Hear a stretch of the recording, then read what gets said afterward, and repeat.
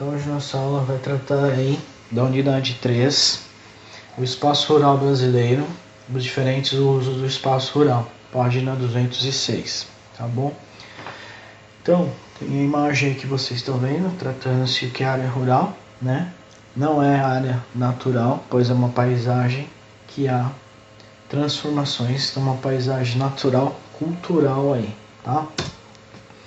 Vamos tratar da Lei Federal 4.504, de 31 de 11 de 1964, que é o Estatuto da Terra, e vamos tratar do módulo rural, tá? E unidade de medida para definir módulo rural. Então, o módulo rural é uma unidade de medida para definir imóveis rurais. Uma imagem de cultivo de feijão em Mato Grosso. Políticas do espaço rural. Estrutura fundiária. O módulo rural é expresso em hectares, servindo de parâmetro para comparar os imóveis rurais.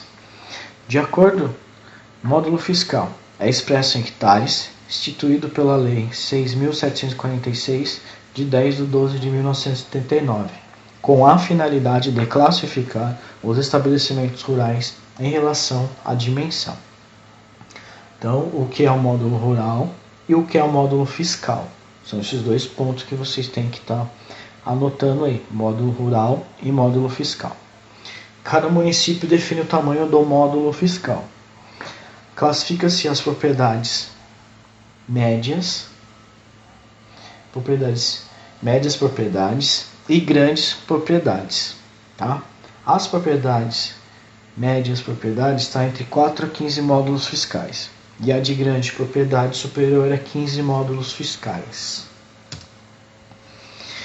Página 7 vocês têm sobre o módulo fiscal, mas é dividido assim. Minifúndio, localização e exploração geralmente menor que 50 hectares, média 20 hectares. Latifúndio por dimensão, área superior a 600 vezes o módulo rural, acima de 1.000 hectares. Latifúndio por exploração, até 600 módulos, inexplorada com fins especulativos ou exploração deficitária e inadequadas, média de 350 hectares. Empresa rural, explorada de forma econômica e racional, 600 módulos. Então, dá uma parte aí do módulo rural e como é dividida. Minifúndio, latifúndio por exploração, latifúndio por dimensão e empresa rural. Tá? Aí temos, de acordo com as instituições contidas no Estatuto da Terra, o que é o minifúndio? É o imóvel rural de área e possibilidades inferiores à propriedade familiar.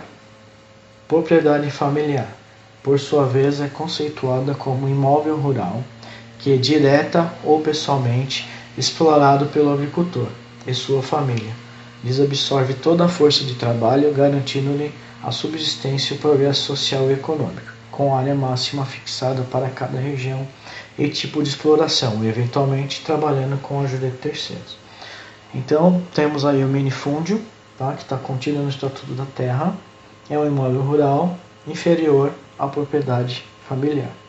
Propriedade familiar, né, um imóvel rural que é explorado pelo próprio agricultor, tá, e absorve a sua própria força de trabalho. Aí um mapa que representa as grandes, médias e pequenas propriedades, tá? Então tá os estados, depois analise com calma pelas cores, né? Mais de 100 hectares, vendo que o centro-oeste, onde estão as maiores terras, né? Muitas fazendas aí. E onde há áreas mais urbanizadas, os alqueires, né, os hectares são menores porque são áreas urbanas, né? E as rurais são bem menores. O espaço rural brasileiro desde a colonização. Então, juntando um pouco com a história, né? A colonização acabou tendo a concentração de terras na mão de poucos, dificuldade de acesso e financiamento para muitos, produção agropecuária baixa, uso de tecnologia na maioria das grandes propriedades, latifúndios, uso de técnicas tradicionais na maioria das pequenas propriedades, minifúndios, tá? A estrutura fundiária do Brasil. O Brasil é herança da nossa colonização e iniciou-se na Lei das Seis Marias, com o predomínio de grandes propriedades de terras, e perpetuou nas plantations, que se caracterizavam por grandes quantidades de terras que tinham sua produção voltada ao mercado externo, hoje representado o agronegócio. Processo histórico. Pontuamos aproximadamente o ano de 1530, quando a coroa portuguesa, para proteger as terras do Brasil das invasões estrangeiras, criou as capitanias hereditárias, ou seja, a concessão de uso, com direito à herança, direcionadas a capitalistas colonizadores de confiança da coroa, o que dispunham de capital para investir em porções significativas em nosso território. Então a questão da herança, né, que é a lei das Seis Marias aí, aonde grandes partes de terras foi usada para uma grande plantação, única plantação que é plantation, e a produção voltada ao mercado externo, né? Hoje isso aí está ao agronegócio. É um processo histórico, né? Vem lá da história do Brasil de 1530, relacionado à coroa portuguesa. É uma forma de proteger as terras do Brasil contra invasões estrangeiras, por isso criou as capitanias hereditárias, né? Então é concessão de uso, né? Uma herança, né? Direcionada aos capitalistas colonizadores de confiança da coroa. Então não era qualquer um, nem escravo, nem trabalhadores, nem colonos, ok? Lei 601 de 850, a lei de terras, tá, pessoal? Ó, essa lei implantou no Brasil a propriedade privada das terras, transformando a terra em mercadoria e permitindo sua compra por qualquer pessoa, desde que essa tivesse dinheiro para comprar, transformando-se em proprietária privada de terra. Deste modo, a lei de terras impediu os ex-trabalhadores escravizados a terem acesso à terra e a se tornarem pequenos proprietários, pois esses não possuíam nenhum bem e não tiveram dinheiro para adquiri-las, tendo então que continuar à mercê dos fazendeiros ou posteriormente dirigir as cidades portuárias para exercer trabalhos braçais. Então aí o Brasil, né, implementou essa lei aí, ó, propriedade privada de terras, né? A terra é uma mercadoria, então permitido sua compra por qualquer pessoa que tenha capital e transformar em propriedade privada.